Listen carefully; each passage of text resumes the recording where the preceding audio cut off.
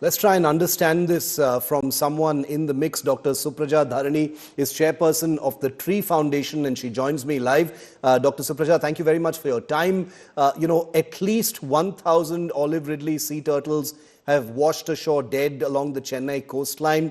How do you see this, ma'am? Can you explain to us why this is happening? We do know ecologists are looking at this very, very closely. The olive ridley is a protected species. We do know that fishing communities have been sensitized for many decades about ensuring that these turtles are handled with care in case they get snared in nets. But what is your take on this? How are you reading this mass death incident?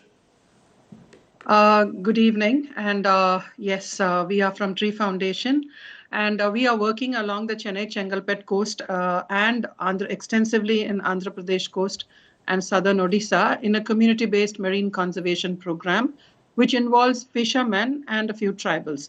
So from over the years, we've been getting during the breeding season, which is from late December to April, we have been getting dead turtles, but this year, because of the social media and lot of media, this has come to light. The reason is the same reason every year.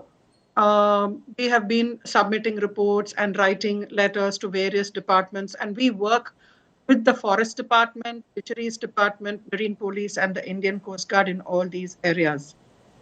In all these coastal areas. Yes. So the thing is, whenever there is a dead turtle, we look out for the cause of death, visible cause of death, then measurements, male or female, where the injuries are.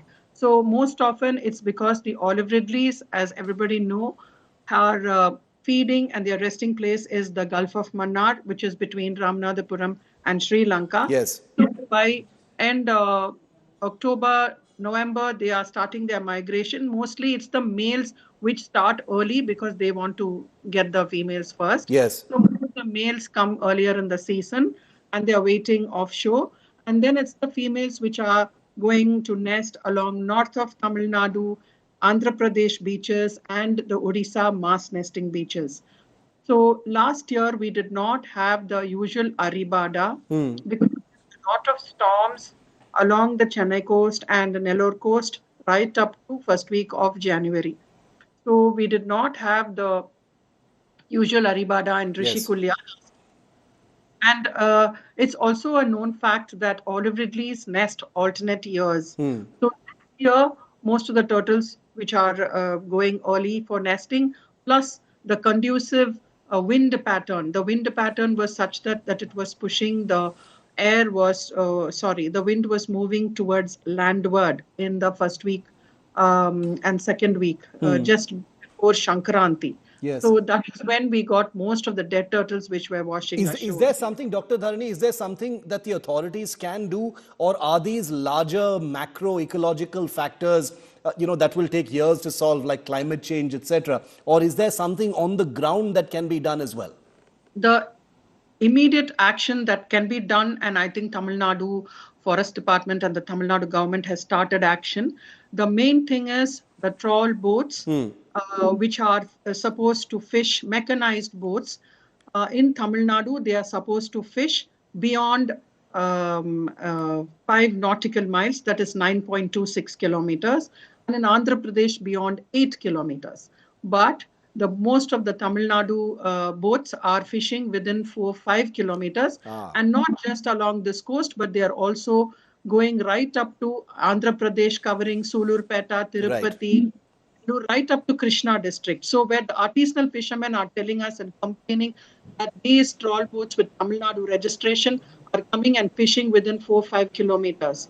So turtles are migrating close shore between 3 to 5 nautical miles down this important migratory corridor. So that's when they get entangled, and also they love eating shrimp and squid. Yes. And at the beginning of the season, there were a lot of shrimp and shrimp and squid. I understand, Dr. Dharini, and I thank you for joining me on this brief discussion, because we did want to put the spotlight on this important story, and we'd like to amplify it a little further, get the government's attention on it, and maybe something more can be done for these amazing, beautiful creatures, which are so delicate. And we will do everything we can to keep the story alive. Thank you very much for helping us understand what is happening to the olive ridleys.